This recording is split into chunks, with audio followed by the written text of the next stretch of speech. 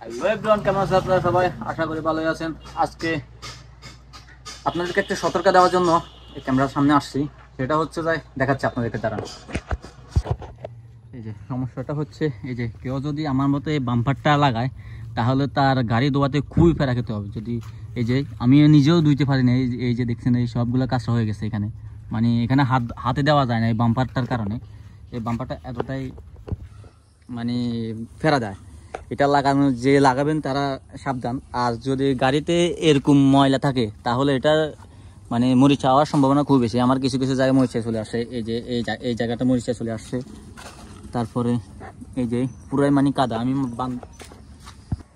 আমি বান্দরবান থেকে আসার পর পর্যন্ত এখনো পর্যন্ত মানে আমি গাড়িটা ওয়াশে করতে পারি নাই। আমি এত ব্যস্ত, এত পরিমাণ ব্যস্ত আমি। যদিও এইখানে কিছুটা মানে ওয়াশ করার চেষ্টা করেছিলাম, কিন্তু আমার হাত যায় না, তাই করতে পারি নাই। আর একটা সমস্যা আছে, যদি কেউ গাড়িটা মানে কার ওয়াশিংয়ে মানে স্প্রে দিয়ে ওয়াশ করেন তাহলে একটা সমস্যা এটা হবে, যদি কেউ এখান দিয়ে পানি মারে আমার মতো। এই যে আমার এই পুরো এই জিনিসটা পুরো ড্যামেজ হয়ে গেছে, এটা অতিরিক্ত প্রেসারে পানি মারার কারণে। সবাই সাবধান থাকবেন। যদি কেউ প্রেসারে পানি মারেন তাহলে এই জায়গাটা যাতে না মারে, এই জায়গাটা মারলে তাহলে এটা ড্যামেজ হয়ে যায়। আমার পুরো একটা লেনের প্রায় 1.5 ইঞ্চির মতো ড্যামেজ হয়ে গেছে।